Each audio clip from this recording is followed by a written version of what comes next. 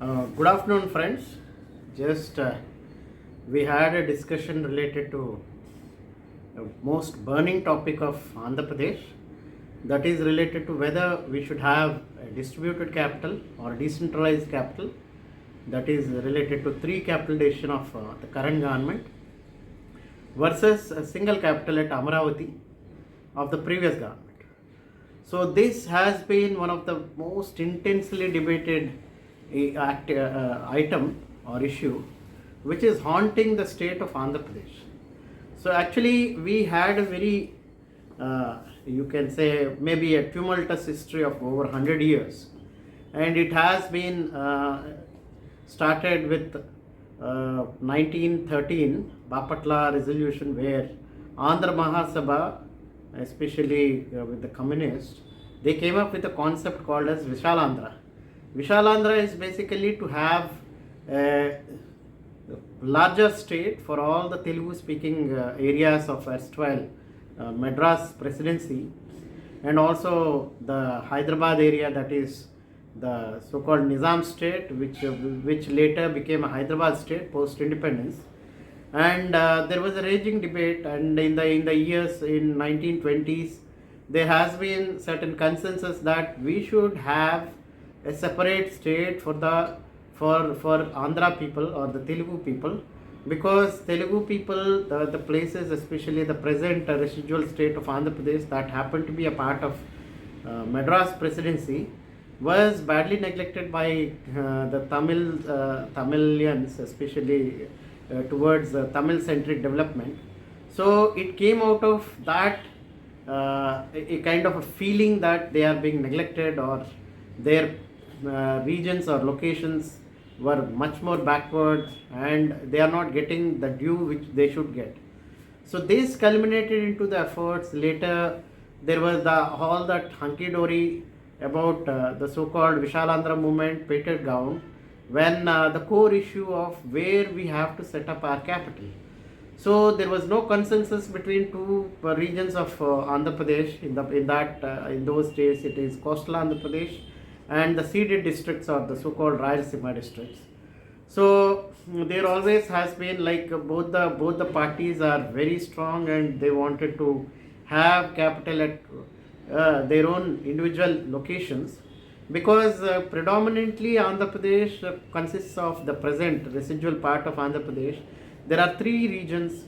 One is Uttarandhra, or the so-called North Coastal Andhra Pradesh, or Dakshinandhra, or the so-called Dakshina Costa, or the Southern Andhra Pradesh, starting from East Godavari up to Nellore. And then there is another region called as Rayalaseema. All three have different growth trajectories because of socio-economic historical reasons, and that being represented, like each regions, the people and politicians, they have their own different kind of aspirations, thought processes behind that. So that culminated into a kind of a war among these three non-conforming kind of a leaders or regions. They have their own agenda set. Finally, to solve this matter, there was a kind of agreement between these leaders from three regions, and finally they had an agreement called as Sribag agreement. Sribag happened to be the residence of the founder of Andhra Patrika, K. Nagesh Rao. So Sribag is the actual name of the place, residence, where that particular agreement had happened. So that happened in Chennai, and finally all the leaders, they have agreed that if we cannot have a single capital at a single location, rather we have to have a distributed functions. Like if one region has say High Court, the other should have capital, and later one part will be educational hub. So in those days, Vishakhapatnam being part of North Coastal Andhra Pradesh, being the education hub, they have decided that let it continue to remain as an educational hub, and let there be capital either at either at Rayalaseema or at the South Coastal Andhra Pradesh, either at Guntur or Kurnool. There was a raging debate. Finally, they had a conclusion that we will have we will distribute it. So this later, after this particular agreement, which have become a guiding principle, or rather a guiding spirit for the entire, the Andhras, to have how they have to define their capital, that was being decided. So later in 1950s, there was a movement against, after independence, there was a movement against the so-called to form a state, separate state for Telugu speaking people, which generally Jawaharlal Nehru, the then Prime Minister, was not in favor of having any state. That may lead to fissiparous tendencies. So, with that backdrop, however, the Andhra people were not at all happy with the recommendations given by Patel, Sastri, and I think JLN committee or something like that. That finally, that committee's recommendation is not to the liking of the people of Andhra or the Telugu speaking people of Madras presidency, at that time Madras state. So that later culminated into even violent movements, and that finally led to fast unto death by Potti Sriramulu, who after his demise in the December of 1952. Then this movement turned very violent, though Nehru was not happy with that particular thing. Finally he had to yield, and there was a formation of a separate state called as Andhra state. So prior to Andhra state, there was a committee which is appointed, which is Vanchu committee. Vanchu committee, they while touring the entire of the state of Andhra Pradesh, they were of the opinion that it was only Visakhapatnam which had all the facilities to be a capital. However, since the leaders from other regions may not agree to it, so they have suggested Guntur being centrally located to be the best suitable place for having a capital. So that led to a resolution in the state of Andhra Pradesh. In the state of Madras. So finally, there was a resolution in which, with 1 or 2 votes, Kurnool happened to be voted as the capital of Andhra Pradesh, whereas High Court to be located in Guntur. So later in after state division and having first assembly at Visakhapatnam, later it went to the so-called shifted to Kurnool. Kurnool people felt that no, this is not the ideal place, so we may have to change. Though the then Chief Minister of Andhra State, Tangutur Prakasham Pantulu, and the Congress party was not at all willing to have any further change in the capital, there was a resolution moved by Rokkam Lakshmanadora. So he wants that private resolution which is being moved, that particular resolution with a difference of 2 votes, they have decided to shift the capital to Visakhapatnam permanently, and to have it capital after April 1956.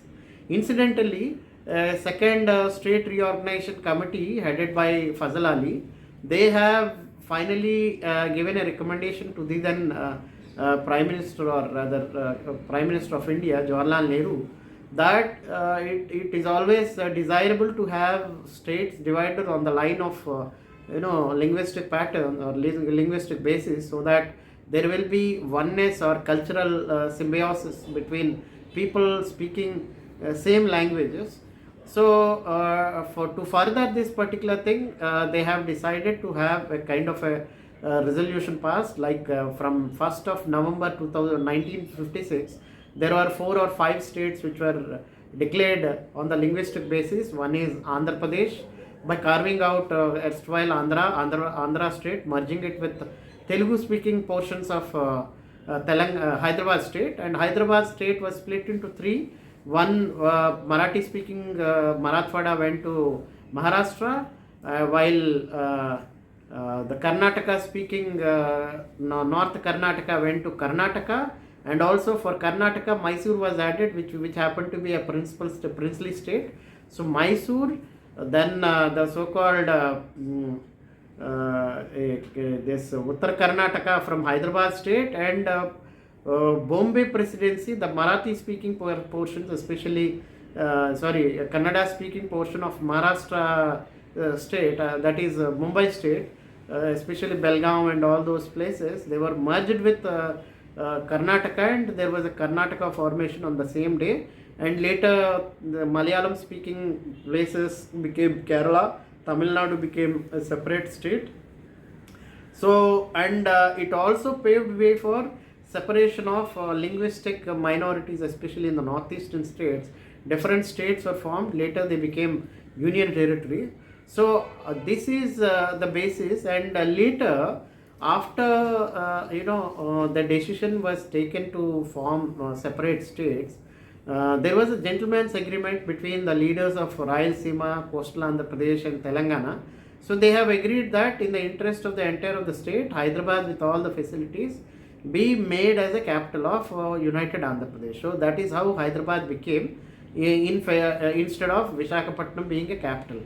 So later the story is same, like the gentleman's agreement spoke about mulki rules, whereby the people from Telangana also should be part of that particular development.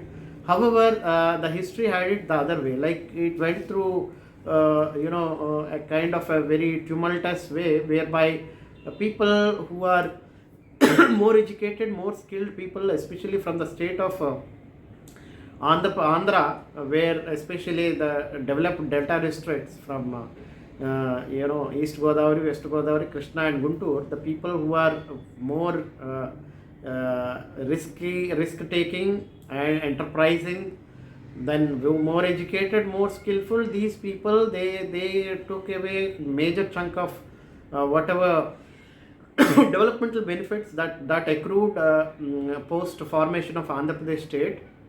So in the city of Hyderabad, though it has welcomed everybody from every corner of the state and our country, the major benefits are taken over by the people from these four districts. That led to a kind of a feeling of alienation from the part of people from Telangana, who felt that the purpose behind which the state was formed was defeated, and and the so-called gentleman's agreement was never being honored.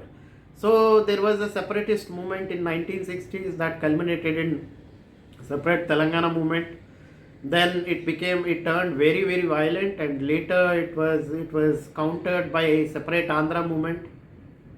So in 1971, the then Prime Minister of India, Indira Gandhi, has imposed President's rule, because there was a stalemate and there was a lot of violence, protests, mass protests everywhere. So in order to quell it, they have taken President's rule, and the later the TRP party, Telangana Rashtra Parishad Party, which was set up by the erstwhile Congressman Mari Chennareddy, was merged with that of Congress, and later he was sent as a governor of Rajasthan. So later that entire the so-called violence died down. And also further there was a amendment to 370 article in the form of 371D. So in the 371D there were guarantees given in case of employment and education, so that the people from other parts of the state will not compete with those people. And there was a zoning concept which was introduced, whereby state is divided into various zones, and people from each zone have to compete with the people within the respective zone. So that way that entire of the problem got sorted out to a certain extent. And later it with the formation of Telugu Desam party under matinee idol N.T. Ramarao, it became he came up with a slogan like Telugu Vari Atma Gauravam, means the self-respect of Telugu people. So that became immensely popular, and whatever the fisparous tendencies within the state got reduced, and people from all the corners of state got united. However, this was short-lived, because the agenda continued the same, and then the same frustration continued. And post liberalization, especially after 1991, when there was a privatization and with the reforms which were introduced, which liberalized the Indian economy, that led to a lot of companies and investments coming into Hyderabad. Those investments brought with them a different kind of a problem, whereby people from already well endowed, or rather well skilled people, especially from four districts of Andhra Pradesh, they took a lot of advantage, and that even further led to a kind of a dissatisfaction and especially dissatisfaction and frustration among the Telangana youth. That was captured by K. Chandrasekhar Rao, who initially after got separated from TDP because he was put under Pratibha Bharati, who was a speaker, and he was a deputy speaker, and he said, I would not like to continue under her because she happened to be a scheduled caste and he happened to be a landlord. So he felt that rather than, he requested the then Chief Minister Nara Chandrababu Naidu either to change her or to change his portfolio. However, Naidu didn't concede to his demands. So finally, it led to formation of a separate party called as TRS in 2001. TRS, after formation of 2001, the TRS party, slowly the entire Telangana sentiment gathered momentum. He, with people like Professor Jaisankar, Kodandaram, all these people, they have come up with an idea called as a separate state called as Telangana, which was existing in the past. The same vented pent up emotions, or all those things were gathered together, or they were made to they made an agenda that we have to have a separate state, so that only we can chart out our own development, and those people who are from other regions may not entertain the demands which we have. So that led to having this particular sentiment, and later Congress, during 2004 when UPA formed government, so at that time there was a tie-up between TRS party and also Congress to have an alliance, pre-poll alliance. So Telangana, the TRS party won 5 Lok Sabha seats in the state of Andhra Pradesh. So because of that, there was a common minimum program, especially when UPA UPA pre-poll alliance could not muster the required majority. So they had to take support from left parties and all other parties. When they came up together to form a government, there was a common minimum program. In the common minimum program, one of the item is to have a separate state of Telangana. So once it became a part of that particular agenda, that went on, that became a very major issue. So that initially, as long as Y.S. Rajshekar Reddy was there, this issue did not crop up because he was totally dead against separation of the state. However, after his demise in 2009, so things got totally changed, and then the sentiment, everything got gathered momentum, and KCR started fast unto death somewhere in the month of November. And prior to that, there were certain precursory incidents whereby there was some amount of violence within the state. So finally, it led to fast unto death. Whatever fasting conducted by KCR, that became made a national media attention. Finally, he had to break the fast only after the assurance given by the then UPI chairperson that there will be formation of separate state for Telangana. So that led to culminated to forming a separate recommendation, committee under Sri Krishna to go through the entire issue, whether what is beneficial for the state of Andhra Pradesh. Despite his recommendation to have a united Andhra Pradesh, there was a decision which was taken to form a separate state, and there was a consensus which was built up, and they tried to start the consultation mechanism, and the entire Andhra Pradesh was split into two. One is all the leaders of Telangana were willing to have a separate Telangana, whereas the people from coastal Andhra Pradesh and Rayalaseema, known as Simandra, these people have said that no, we need united Andhra Pradesh. So there was a anti-Telangana movement, there was a united Andhra movement. So there was a stalemate and a lot of violence which continued up to 2014 till the announcement of a separate state for Telangana was formed in in the parliament, which was enacted by passing an act called as AP State Reorganization Act. So this is the background with which it started. Now, in that particular AP State Reorganization Act, there were certain provisions in which they said that there shall be an expert committee under the chairmanship of Sivaram Krishnan, who happened to be ex-bureaucrat, and there were some members who are into architecture, town planning, and one from Indian Institute of Settlements, one from NIPP, and so on.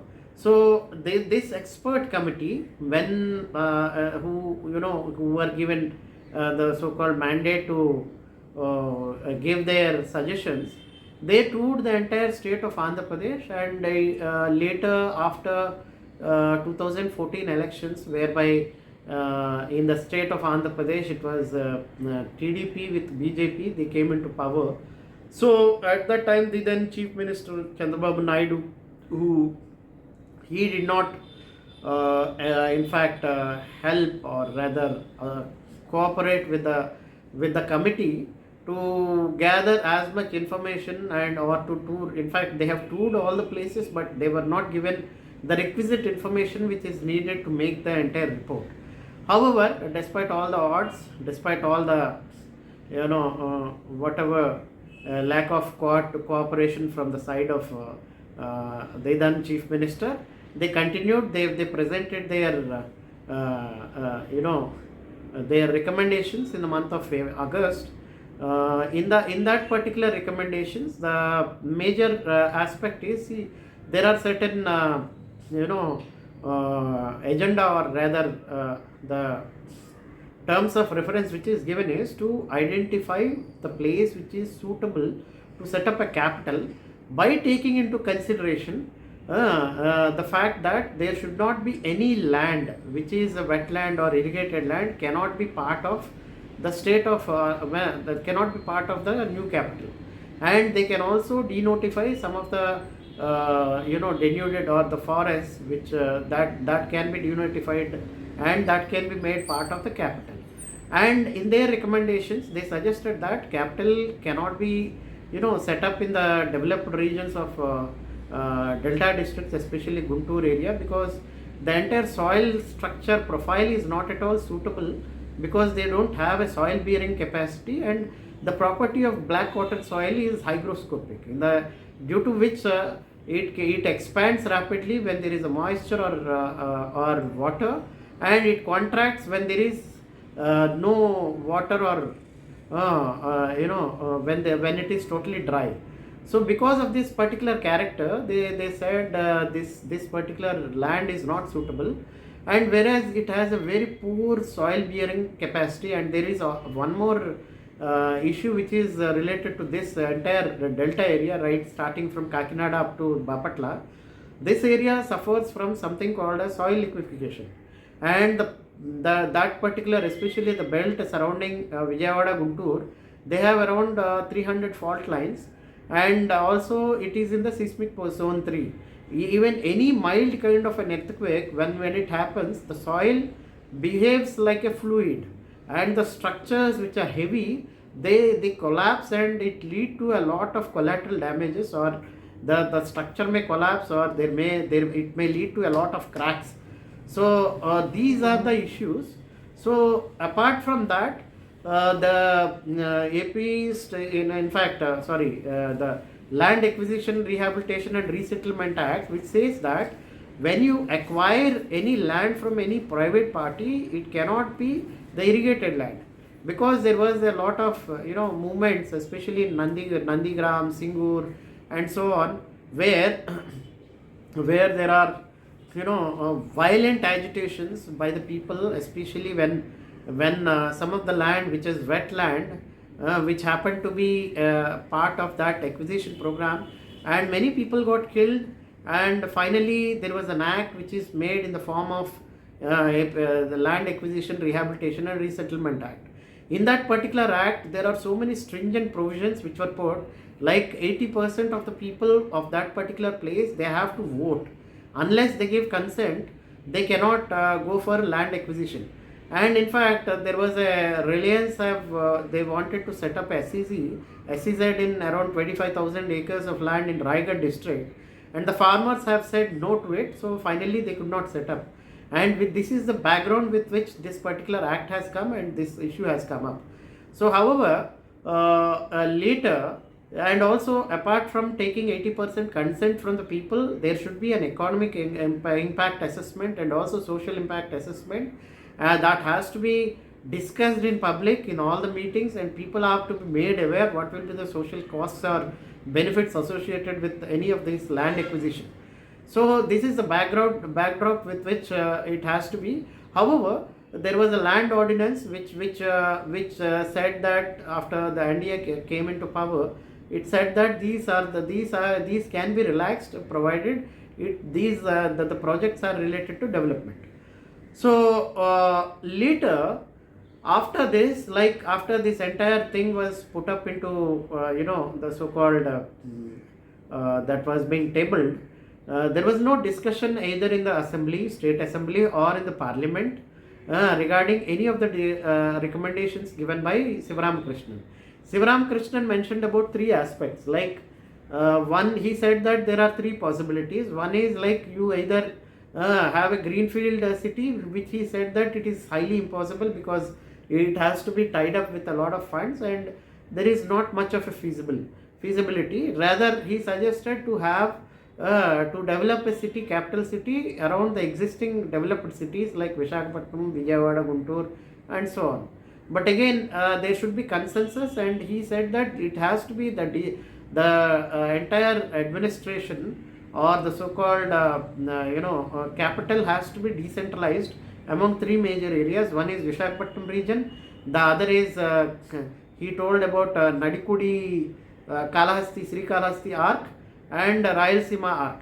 These are the three areas where he said it has to be distributed, and also he suggested all the departments and everything has to be distributed in those areas where they already are endowed with certain resources, or that will be near to the people who are actually part of those kind of things. For example, like for agriculture, he suggested either you put it in Guntur, West Godavari or East Godavari. For something related to ports, it should be in Visakhapatnam. Something related to minerals, it can be Rayalaseema, and so on and so forth. These are the suggestions and recommendations given by Sivaram Krishnan committee. However, despite all these things, without any consultative mechanism, the erstwhile government, they have come up with a resolution in the assembly stating that the capital should be near Vijayawada or around Vijayawada, and nothing is defined where around, like how far it is from Vijayawada, whether it is 10 kilometers, 20 kilometers, 50 kilometers, 100, 200, and and there was an intense speculation which was made. Like people thought the capital may come up, and also newspapers, which with the Western interest groups, they kept on floating new theories that capital may come at Tulluru. Some people used to write it maybe at Nuzividu or Ibrahimpatnam or Sattanapalli, all these things, Ongole. So speculations were very wild, and people, like mad rush of gold, they have put their investments into various of these locations. However, those people who are insiders, they understood, they took advantage of this particular lack of information, or rather you can say that information asymmetry. Because of information asymmetry and because of the so-called access to information, certain people who are in the power quarters and who know where they will be setting up, and they have they have started purchasing lands at a very throwaway price, and that led to that stalemate continued for 3-4 months, and later there was a CRDA Act which was passed during the December 2014. So, however, the issue here is the decision related to setting up of capital at Amaravati valid? Is CRDA is valid? Is the capital which is resolution which is passed by the assembly, is that valid? So for that, if we revisit the Indian Constitution says that Article 1, India is a union of states, and Article 2 says that Parliament can pass laws related to establishment or setting up of new states, and Article 3 says that Parliament can deliberate. Only Parliament has the power to either separate a state or to unify a state or to alter the boundaries or to increase or reduce the area, and so on and so forth. So everything related to state is being defined in that particular article.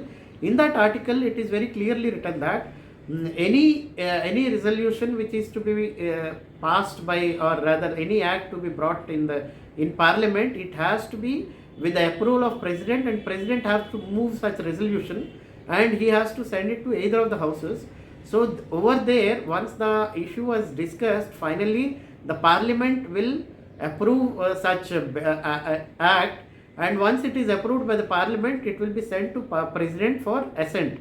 So apart from that, there is another article, which is Article 4, which says that apart from those which is discussed in Article 2, 3 and 4, the third the Article 4 says that any of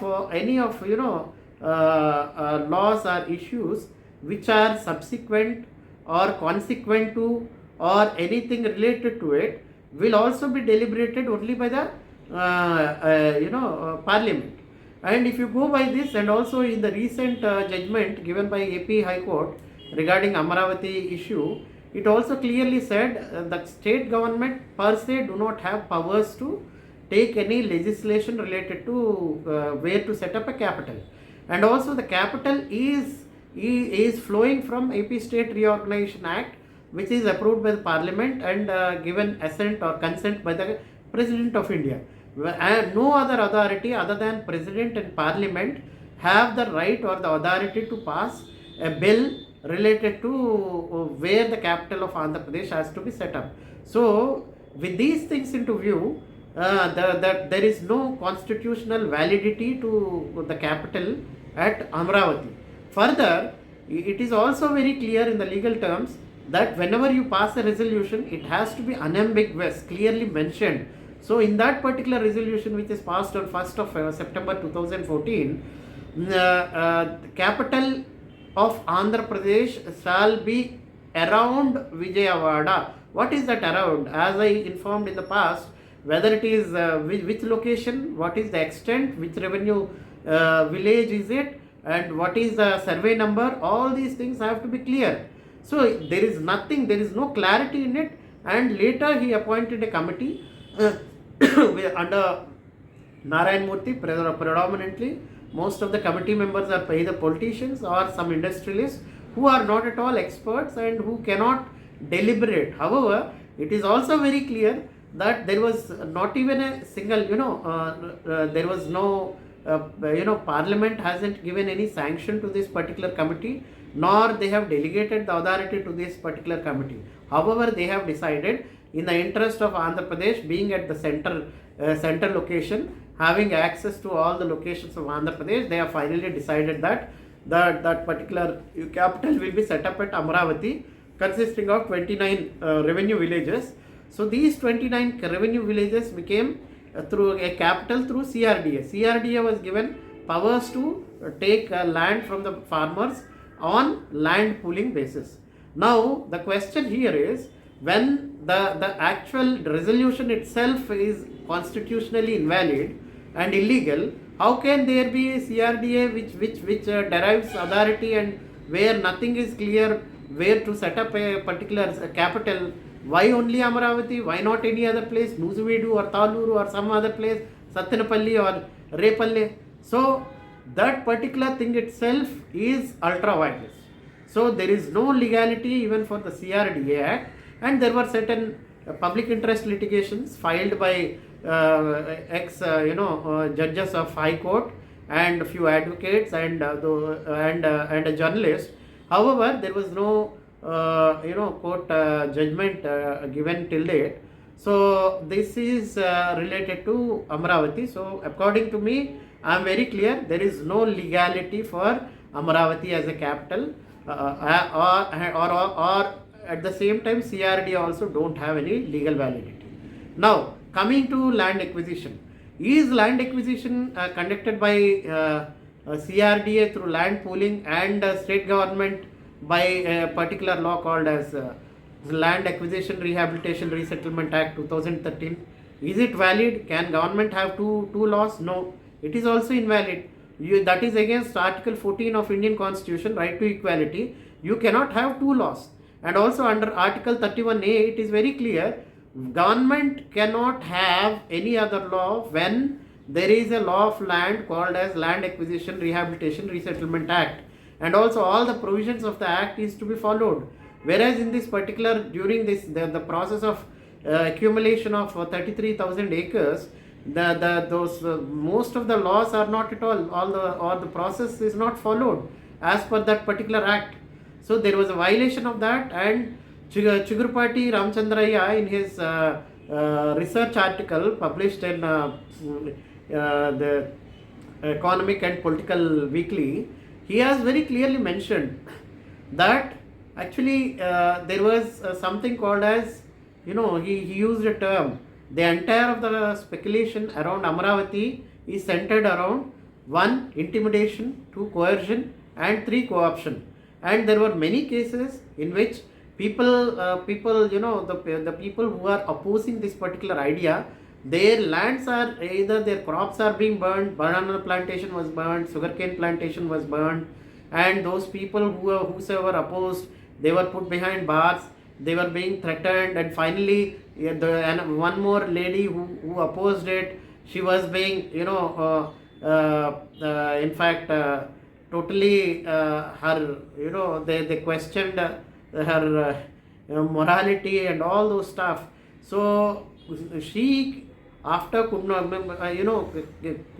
be able to digest this particular character assassination, she finally yielded, and this is what is called that so-called intimidation, coercion, and co-option. And how a state which is which has a sovereign function to do, how they can intimidate people and force people to submission for the sake of somebody's greed. Is it correct? Is it public? Is it against? Is it not against public morality? Is it not against good governance? Is it not against legal expectation, or all these things? If you see all those things, none of these principles are being applied, and unnecessarily there was a kind of some forces with a vested interest, they have made all these things, and finally forced the people out of they have thrown these people out of their livelihood, and they were being compensated, no doubt they were being compensated somewhere around 1900 crores, but however, at what cost? And are they getting what actually they get? They were given so many provisions and facilities like free pension, free education, all those stuff. Why not the same thing be extended to every other place where such kind of land acquisition is given? That too, it is also against Article 14 of Indian Constitution. So we have to rethink and revisit whether whatever has happened is correct or not. It is totally illegal. There is no legality for Amaravati. There is no legality for the way the land is acquired. And some people say they have done a lot of sacrifice. Sacrifice is basically when you do things without any expectation of any results. However, out of lure or out of greed for wealth, more wealth, people have given their lands. People who didn't want to part their lands, they were being threatened, intimidated. Finally, their lands were taken under Land Acquisition, Rehabilitation and Resettlement Act. And also there were many people who are especially from downtrodden SC/ST communities. there were some assigned lands. They were also being made part of, to hand over the lands to the state government. Whereas there were certain agents, those real estate agents, with our whatever with the blessings of party in power, they also have acquired a lot of land, and they have purchased from these people by making, in fact, propagating that either you give or not give, government is going to take away this particular land. So this is also one area, one aspect which we need to look into. And later, apart from this, you have so many other issues, like this particular land which is frequented with a lot of inundations, especially during monsoon season, when the entire region becomes flooded. And in order to avoid that, there was a proposal that the height of this particular area will be increased by 2 meters, which will be costing around 3,700 crores. And who will bear the cost? And whatever the constructions which have happened, whether it is of a assembly building or administrative, any other, high court or all those things, people had to spend huge amount of money, 10,000, 12,000 rupees per square feet. And apart from what money spent for land acquisition or even land pooling. And now the question here is, can government go for some speculative business? Is government's sovereign function to build a city? And for whom it is building? For few vested interests and for few farmers. And what about the rest of the state? And actually, see, the sovereign function of the government is basically to make laws related to 66 subjects in a state list, and also 47 under a concurrent list. So this is what they are supposed to do. Why a particular government had to have a single point agenda of constructing a city, a mega city, and mega city which will have a population of more than 1 crore, maybe in 2070 or so, after 50 years. So how, let us see what is the experience within India and the world. See, if you see, after post-independence, we have only 3 cities which are constructed from scratch. They are, one is Chandigarh, the other is Gandhinagar, the third one is Bhubaneswar. All 3 cities, despite so much of funding, and still they could not, exceed a population of 10 lakhs.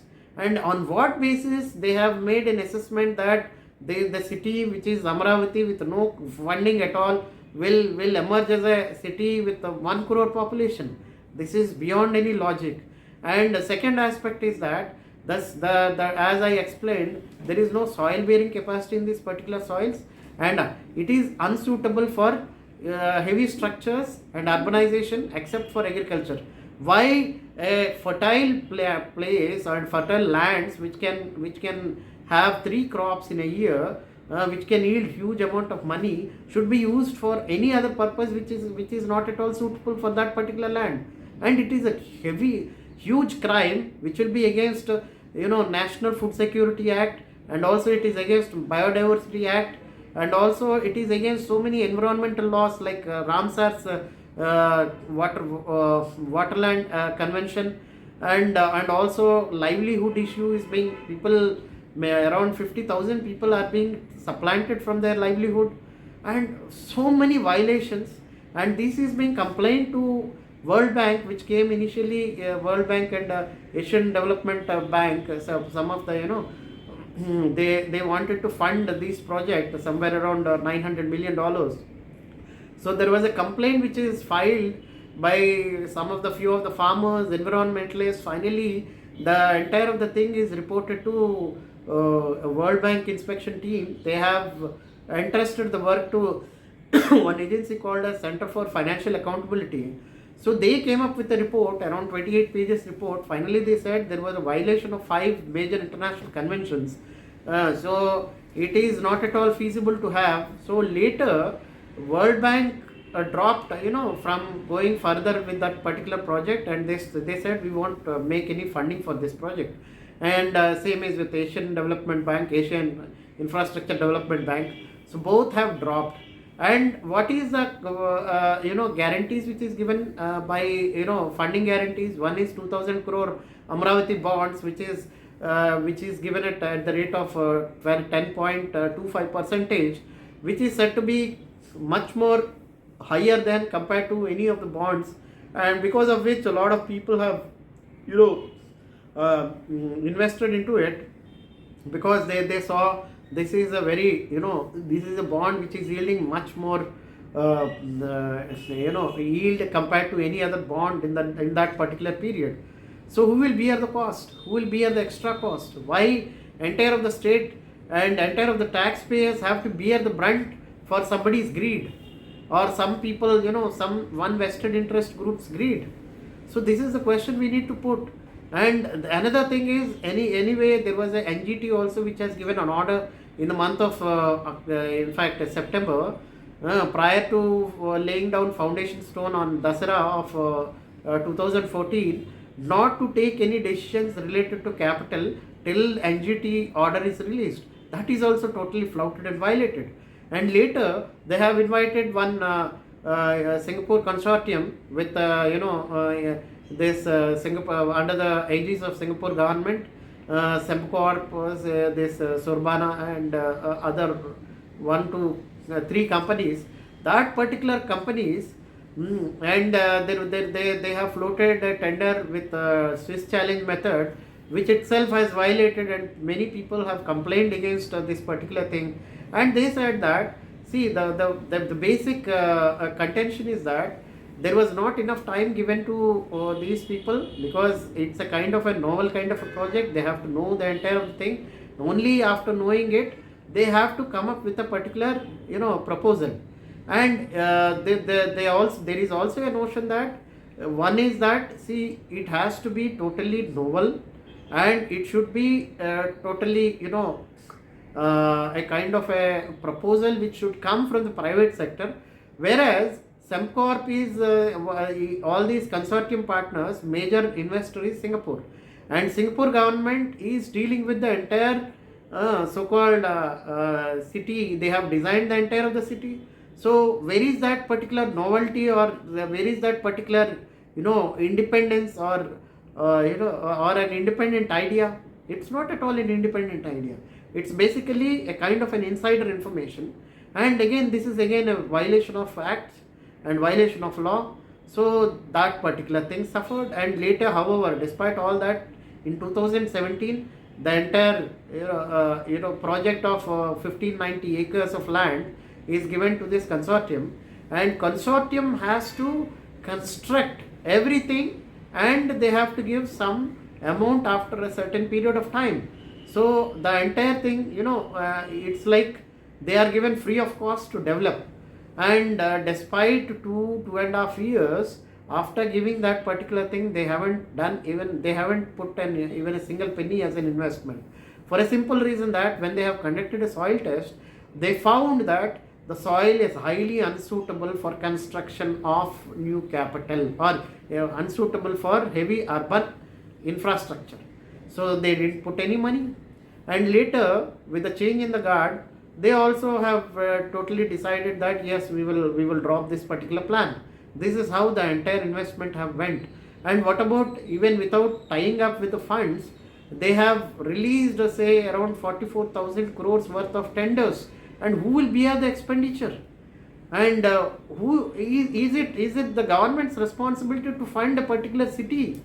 And what did Sivaram Krishnan committee say? Sivaram Krishnan committee said that you have to have a basic infrastructure. What is that basic infrastructure?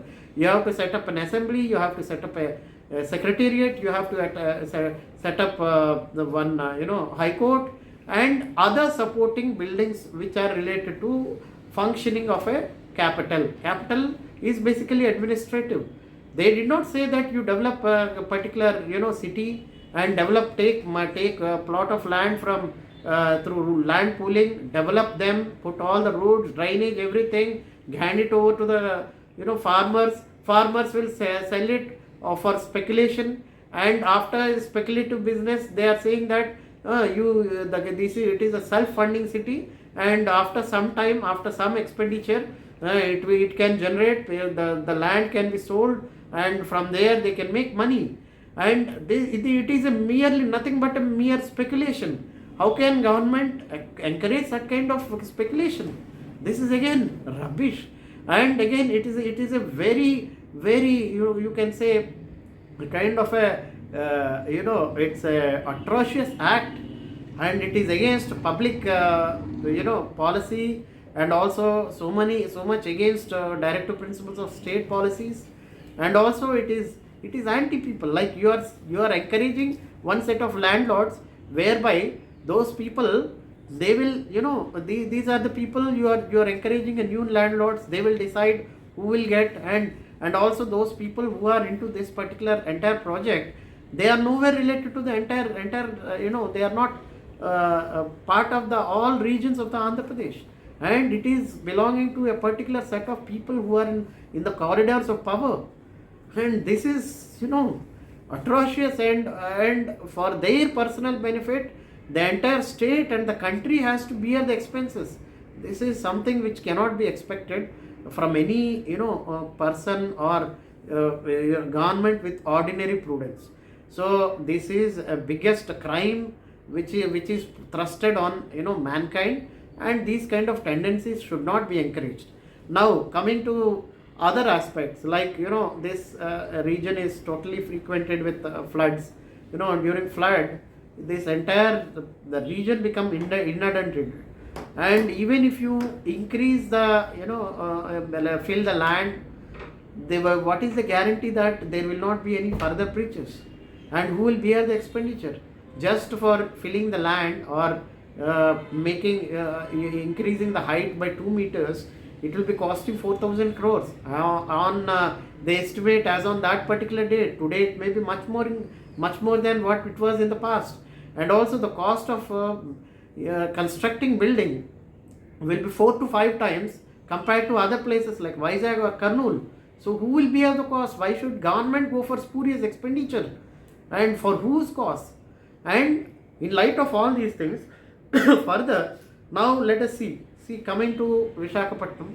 Visakhapatnam is already a well endowed city, one of the most loved city in the country and also the state, and in fact the only lone city which has the capability of becoming a capital, and which can compete with the best of the best cities in terms of infrastructure, in terms of beauty, in terms of facilities, in terms of connectivity, in terms of everything. So, and also more important than anything, physical endowments, it is the culture of the people. People are very cosmopolitan in nature, because of the being in the fringes of powerful kingdoms. This is a place which was frequented with so many battles. One time, one kingdom or one dynasty used to rule, and the other time, and frequently there used to be shift in the powers. When people are facing such kind of a situation, naturally people will have to be more accommodative, because with every change in the kingdom, like in the past, Tamilians used to rule the roost, Telugu dynasties, Odia dynasties, so many other dynasties, including the Mughals, then your so-called Delhi Sultanate, then your Golconda. So much of you can say admixture of so many cultures, and people have developed a kind of a very specific cosmopolitan outlook, and that outlook is unlike in any other part of the in the state. It is present in Visakhapatnam, which makes Vizag a very easy to live and a lovable city, where you find all the creature comforts and everything. Many people say, for redistribution of development in various places of India, Andhra Pradesh, there should be only one single capital, and development should be decentralized. How can that be? Because see, prior to 1991, from post-independence, we have something called as a planned centralized planning. Centralized planning. One of the objective of this centralized planning is to have a balanced regional development, and with that particular the concept in mind, there were a lot of industries which are settlements which were developed in backward locations like Rourkela or Dhanbad or Visakhapatnam or Bhilai and so on. So what happened ultimately? See, did the places of the surrounding places Did this particular development trickle down to the surrounding places? No. Why didn't it trickle down? Because there was a gap between the skills of that particular people surrounding that place and the developments which are happening.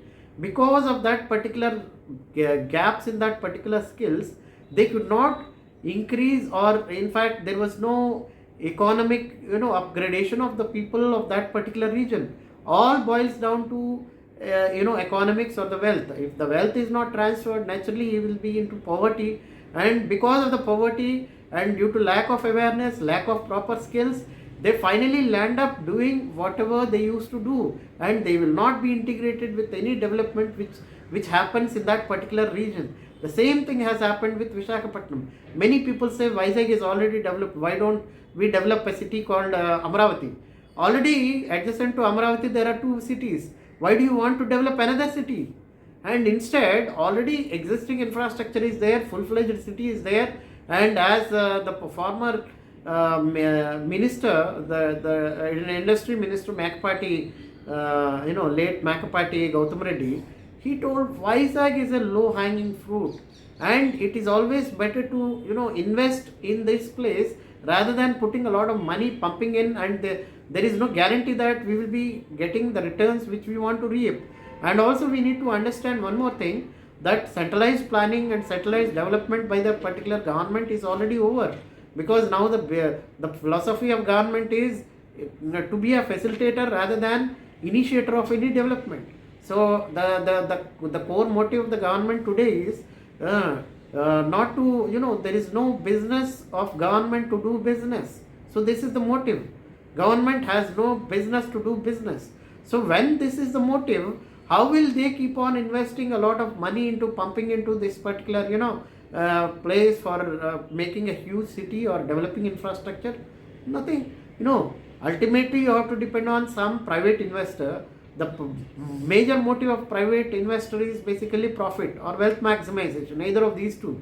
And why will he go and put in a place where there is no guarantee of getting any returns? Rather, he will be investing into a place which is well endowed, which suits his particular pursuit of wealth, and naturally he will come into a place like Vizag rather than putting his money into Amaravati.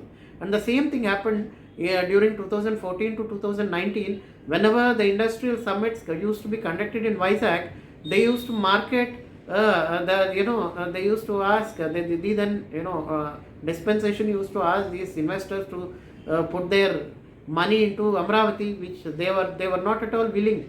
And even they used to, whatever the plans you used to show, people say, see, you construct that particular entire of the beautiful city. Once everything is ready, we will come and invest, and till then we are not interested. Sorry, we will come only after 2070, not before that. So why till then? Who will take care of the development of that particular region? Who will attract the investments? Naturally, investment come at a place where they feel that they will get good decent returns for the investment they made. So that should be there. Instead, you cannot force investors to invest into a particular location of your choice. Rather, it should be left out to their choice. And that way, even if you want to have any kind of a development, you need to put capital at Vishakhapatnam. The three capitals, as I mentioned in the past, see, there are three different regions with three different growth trajectories, and unless you satisfy the aspirations of all these three places by putting, as per Sribag Act, unless you satisfy the aspirations of these three people by distributing a capital or the administration of this particular capital into three locations, nothing is going to happen. It may further lead to Fissiparis tendencies.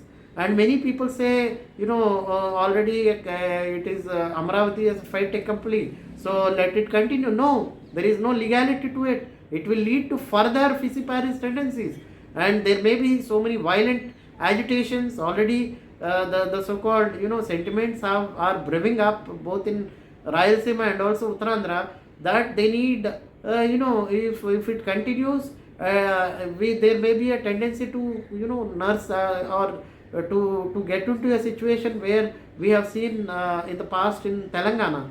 The same thing may repeat in these regions also. And for the betterment of the state and also nation, it is always better to have three capitals instead of having one at Amaravati. And also further, you have to take into consideration the aspirations of the people. As I say, it is only the capitals which get developed, not a capital. You put a capital and you decentralize development. As I said, investments and investors come only to a place where there is a power corridor. So for having it, you need to have three locations, so that three locations representing three different regions will get some amount of development. Not that everything will come, it is some amount of development, and later with a lot of resources like long coastline with very rich agriculture base, with a lot of pisciculture and mineral resources and access to sea. All these things combined together can be planned in a better way to have a overall development. For that, we need a particular showpiece called as capital city. Where will you show? Where such showpiece or that particular thing is there? In Andhra Pradesh, it is Vishakhapatnam, which is a very beautiful city with hills, sea, then sky, sand, and a lot of beautiful topography and elevations that makes people so fascinated by it.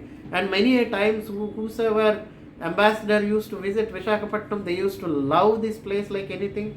And also there is a saying, previously when the Americans invested in Vizag, when Caltex, which now became HPCL, when that oil refinery was set up, they used to call Vizag as the so-called the San Francisco of India, because it is similar to San Francisco in terms of topography, in terms of natural beauty and all. So it is the Vizag which will bring laurels, or rather investments, or whatever, the pride. It is basically a pride of Andhra Pradesh. I don't know why certain sections of the society, or especially in AP, they are not inclined towards this idea. They come up with a certain preconceived notions which were nurtured by certain media which has their own individual interest or vested interest. With that, they have diverted the mind of the public, and the entire of the, because they control the access to the media, they ensure that nobody knows about most of the facts. And even I'm very surprised with many of my friends who happen to be who are from not from this particular state. They are not aware of all these things. And this particular video is basically meant for global audience, so that people understand the entire of the gravity of the situation. And in the interest of the human race, we have to have three capitals at Vishakhapatnam, then executive capital, then legislative capital at Amaravati, and the judicial capital, or the so-called High Court, and all the related legal